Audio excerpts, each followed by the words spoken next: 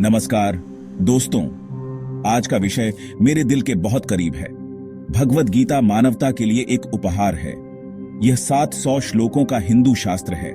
यह महाभारत का एक हिस्सा है। गीता एक संवाद है भगवान कृष्ण और अर्जुन के बीच। वे एक युद्ध के मैदान में हैं।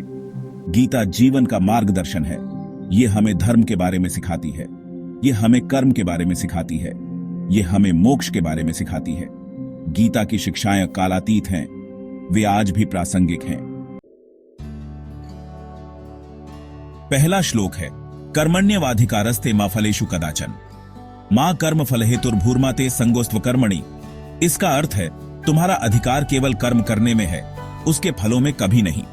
अपने कर्मों के परिणामों को कभी भी अपना कारण मत मानो और न ही अकर्मण्यता में आसक्त हो। यह श्लोक एक शक्तिशाली शिक्षा देता है। हमें अपने कार्यों पर ध्यान केंद्रित करना चाहिए। हमें परिणामों की चिंता नहीं करनी चाहिए। जब हम अपने कार्यों के फलों पर ध्यान केंद्रित करते हैं तो हम चिंतित हो जाते हैं, हम निराश हो जाते हैं। बेहतर है कि हम अपना सर्वश्रेष्ठ करें और बाकी भगवान पर छोड़ दें। अगला श्लोक जिसे हम समझेंगे वह है यदा यदा हि धर्मस्य ग्लानिर्भवति भारत अभ्युत्थानम धर्मस्य तदात्मानं सृजाम्यहम्। इसका अर्थ है जब जब धर्म की हानि और अधर्म की वृद्धि होती है तब तब मैं स्वयं को प्रकट करता हूं। यह श्लोक अच्छाई की बुराई पर विजय के बारे में है। भगवान कृष्ण धर्म की रक्षा का वादा करते हैं। वह धर्मात्माओं की सहायता के लिए आएंगे। हमें याद रखना चाहिए कि अच्छाई हमेशा जीतती है। यह श्लोक हमें यह भी याद दिलाता है कि हमें सही के लिए लड़ने का कर्तव्य है। हमें सत्य और न्याय के लिए खड़े होने से डरना नहीं चाहिए। खंड 4 वासांसि जीर्णानि यथा विहाय। अब हम एक और प्रसिद्ध श्लोक की ओर मुड़ते हैं। वासांसि जीर्णानि यथा विहाय नवानि गृह्णाति नरोपराणि तथा शरीराणि विहाय जीर्णानि नवानि संयाति नवानि देहि। इस श्लोक का अर्थ है जैसे एक व्यक्ति पुराने वस्त्रों को त्याग कर नए वस्त्र धारण करता है, वैसे ही आत्मा पुराने शरीरों को त्याग कर नए शरीर धारण करती है।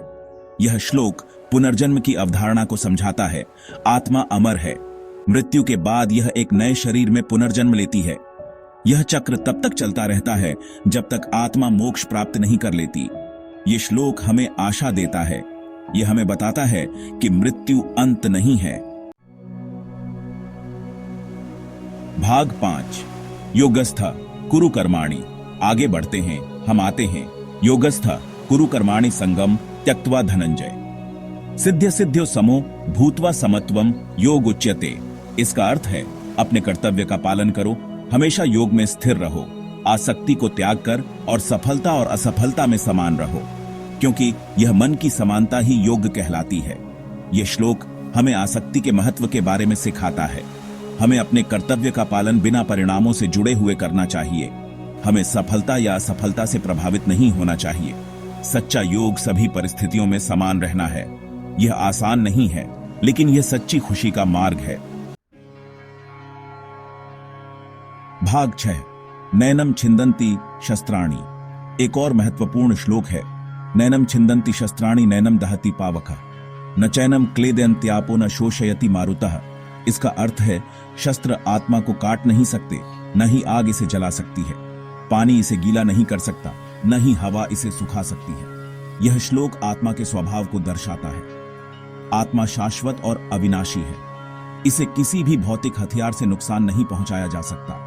यह श्लोक शक्ति और सांत्वना का स्रोत है। चाहे जीवन में कितनी भी चुनौतियां आएं, हमारा सच्चा स्व कभी नष्ट नहीं हो सकता। अध्याय 7 गीता की शाश्वत ज्ञान। भगवद गीता ज्ञान का खजाना है। ये 7 श्लोक इसके गहन शिक्षाओं की एक झलक मात्र हैं। गीता का संदेश सार्वभौमिक है। यह सभी धर्मों और पृष्ठभूमियों के लोगों के लिए प्रासंगिक है। इसकी शिक्षाएं सरल लेकिन गहन हैं। ये एक सार्थक और पूर्ण जीवन जीने के लिए व्यावहारिक मार्गदर्शन प्रदान करती है। गीता की शिक्षाओं का पालन करके हम अपनी चुनौतियों को पार कर सकते हैं।